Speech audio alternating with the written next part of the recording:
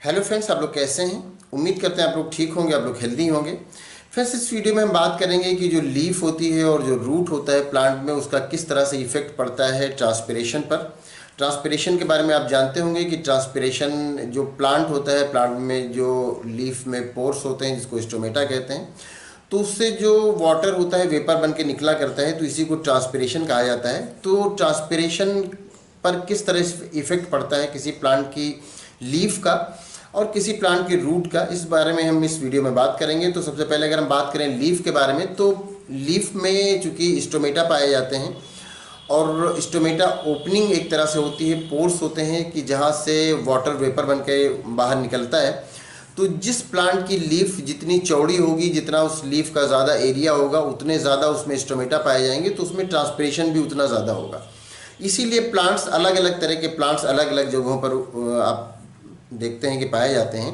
जैसे आप कुछ जगह ऐसी जगह पर प्लांट देखेंगे कि जहाँ पर वाटर बहुत कम है, जो डिज़र्ट एरिया है, तो वहाँ पर जो प्लांट उगते हैं उनकी लीफ इस तरह से नहीं होती कि बहुत चौड़ी हो, उसका एरिया बहुत ज़्यादा हो, बल्कि कई में तो लीफ मॉडिफाइड हो कि वो स्पाइन के फॉर्म में बदल जाते हैं, कांटों के फॉर्म में बदल जाते हैं, ताकि उसमें ज़्यादा ट्रांसपिरेशन ना हो, ज़्यादा वाटर लॉस ना हो।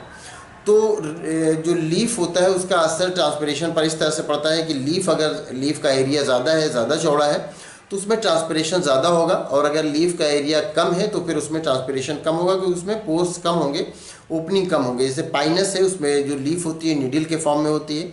और आप दूसरे प्लांट्स, बहुत सारे प्लांट्स देखते हैं कि जिसकी लीफ बहुत चौड़ी होती है। आप बरगद की लीफ देखें, आप मैंगो की लीफ देखें, तो ये सब लीफ जो होती है वो चौड़ी होती है, तो इनमें जो ट्रांसपिरेशन होगा वो ज़्यादा होगा। लेकिन आप वहीं पर पाइनस की बात करेंगे या जो कैक्टस है उसकी बात करेंगे, तो उसकी लीफ इस तरह से नहीं होती कि उसका एरिया बहुत ज़्यादा हो, तो उसमें ट्रांसपिरेशन कम होगा।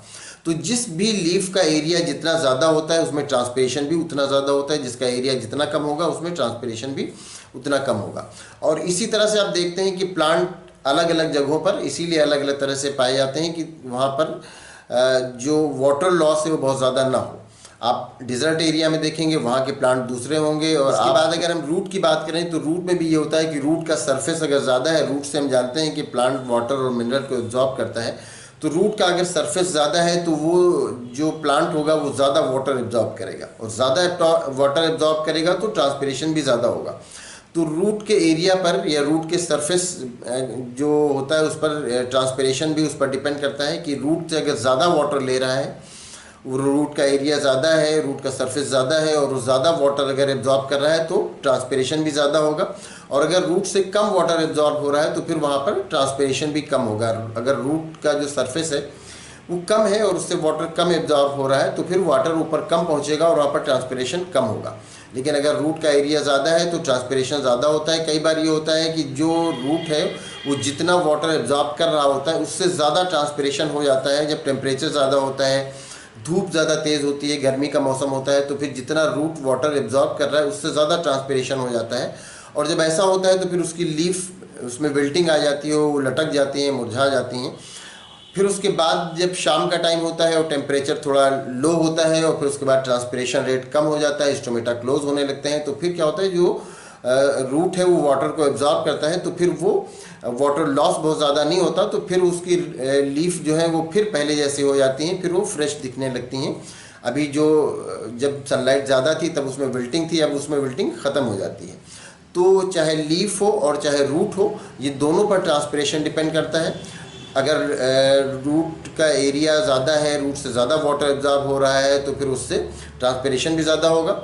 और अगर लीफ का एरिया ज़्यादा है तो उससे भी ट्रांसपिरेशन ज़्यादा होगा, क्योंकि लीफ का एरिया ज़्यादा होगा तो उसमें पोर्स ज़्यादा होंगे, ओपनिंग ज़्यादा होगी, स्टोमेटा ज़्यादा होंगे, तो उससे क्या होगा, उससे ट्रांसपिरेशन ज़्यादा होगा। तो रूट और लीफ दोनों का इफेक्ट पड़ता है ट्रांसपिरेशन पर। तो उम्मीद करते हैं ये वीडियो आपके लिए इन्फॉर्मेटिव होगी। अगर इसमें किस तरह का कोई कन्फ्यूज़न है या कोई और क्वेश्चन है तो आप पूछ सकते हैं। Thank you.